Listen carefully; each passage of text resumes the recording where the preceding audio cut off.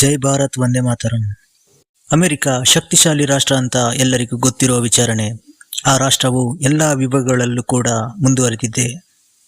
ಆರ್ಥಿಕತೆಯಿಂದ ಇರಬಹುದು, ರಾಜನೀತಿಕದಿಂದ ಇರಬಹುದು, ಹಾಗೂ ಒಂದು ರಕ್ಷಣಾ ವ್ಯವಸ್ಥೆಯಿಂದಲೂ ಕೂಡ ಇರಬಹುದು. ತಂತ್ರಜ್ಞಾನದಿಂದಲೂ ಅದು ಮುಂದುವರಿದ ರಾಷ್ಟ್ರನೇ. ಇನ್ನು ಅವರ ರಾಷ್ಟ್ರದ ಪ್ರಮುಖ ವಿಚಾರ ಅಂದರೆ ಅದೇ ಭದ್ರತೆ. ಇನ್ನು ಅಮೆರಿಕದ ಎಲ್ಲಾ ಭದ್ರತಾ ವಿಭಾಗದ ಒಂದು ಮುಖ್ಯಸ್ಥರಾಗಿ ತುಳಸಿಯನ್ನು ನೇಮಿಸಿರುವುದು ನಿಮ್ಗೆ ಗೊತ್ತಿರಬಹುದು. ಅದೇ ರೀತಿ ಈಗ ಅಮೆರಿಕದ FBI ಮುಖ್ಯಸ್ಥರಾಗಿ ಕಶ್ಯಪ್ ಪಟೇಲ್ ಆಯ್ಕೆಯಾಗಿದ್ದಾರೆ. ಈ ಕಶ್ಯಪ್ ಪಟೇಲ್ ಅಲಿಯಾಸ್ ಕಾಶ್ ಪಟೇಲ್ ಇವರು ಡೊನಾಲ್ಡ್ ಟ್ರಂಪ್ ಅವರ ಆತ್ಮೀಯ ಮಿತ್ರನು ಕೂಡ ಹೌದು. ಟ್ರಂಪ್ ಅವರ ಪ್ರತಿಯೊಂದು ವಿಚಾರದಲ್ಲೂ ಕೂಡ ಇವರು ಅವರಿಗೆ ಸಹಾಯ ಮಾಡುತ್ತಿದ್ದರು. ಈ ತುಳಸಿ ಹಾಗೂ ಕಶ್ಯಪ್ ಪಟೇಲ್ ಕೂಡ ಭಾರತ ಮೂಲದ ವ್ಯಕ್ತಿಗಳು. ಹೀಗಾಗಿ ಅಮೆರಿಕದ ಒಂದು ದೊಡ್ಡ ಜವಾಬ್ದಾರಿಯನ್ನು ಇವರಿಗೆ ವಹಿಸಲಾಗಿದೆ. ಈ ಕಶ್ಯಪ್ ಪಟೇಲ್ ಮೂಲತಃ ಗುಜರಾತಿನವರು. 1970ರಲ್ಲಿ ಅಮೆರಿಕಗೆ ವಲಸೆ ಹೋಗುತ್ತಾರೆ. ಅಮೆರಿಕದ ವಿಮಾನಯಾನ ಸಂಸ್ಥೆಯ ಹಣಕಾಸಿನ ಅಧಿಕಾರಿಯಾಗಿ ಇವರ ತಂದೆ ನೇಮಕಗೊಳ್ಳುತ್ತಾರೆ. ಇದರಿಂದಾಗಿ ಅವರು ಅಮೆರಿಕದಲ್ಲೇ ಸೆಟ್ಲ್ ಆಗ್ತಾರೆ. ಈ ಭಯೋತ್ಪಾದಕರ ವಿಚಾರಣೆ ಹೇಳಬೇಕಾದರೆ ಅಮೆರಿಕ ಕೂಡ ಅದರಿಂದ ಹೊರತಾಗಿಲ್ಲ. ಅಮೆರಿಕದ ಮೇಲೂ ಕೂಡ ಭಯೋತ್ಪಾದಕ ದಾಳಿಯಾಗಿದೆ.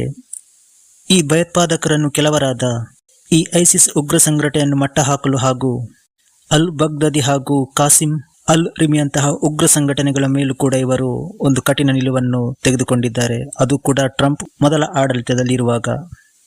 ಇನ್ನು ಉಗ್ರರ ಕಪಿಮುಷ್ಟಿಯಲ್ಲಿ ಈ ಅಮೆರಿಕದ ಕೆಲವು ಪ್ರಜೆಗಳು ಸಿಕ್ಕಿಕೊಳ್ಳುತ್ತಾರೆ. ಆ ಸಂದರ್ಭದಲ್ಲಿ ಈ ಕಾಶ್ ಪಟೇಲ್ ಇದ್ದಾರಲ್ಲ, ಇವರ ನೇತೃತ್ವದಿಂದ ಅವರನ್ನು ಬಿಡಿಸಿಕೊಳ್ಳಲಾಗುತ್ತೆ. ಇವರ ಈ ಕೆಲಸದಿಂದಲೇ ಟ್ರಂಪ್ ಅವರು ಮೆಚ್ಚುಗೆ ಪಡೆದುಕೊಂಡಿದ್ದಾರೆ. ಅಲ್ಲಿಂದಲೇ ಅವರ ಮೇಲೆ ಟ್ರಂಪ್ ಕಣ್ಣು ಬಿದ್ದಿದ್ದು.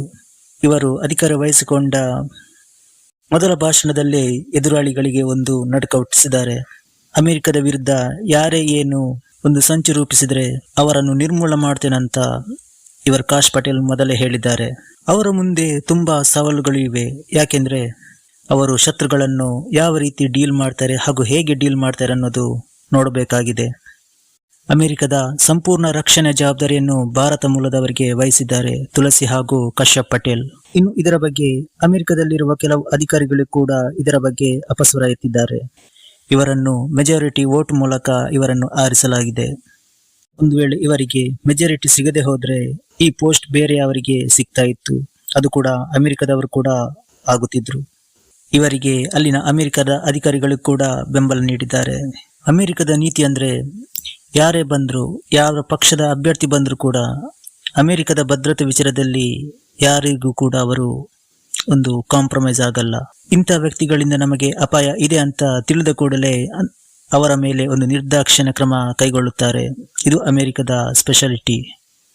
ಇನ್ನು ಇವರು ಯಾವ ರೀತಿ ಕೆಲಸ ಮಾಡ್ತಾರೆ ಎಂಬುದು ಮುಂಬರುವ ದಿನಗಳಲ್ಲಿ ನಾವು ನೋಡಲಿದ್ದೇವೆ.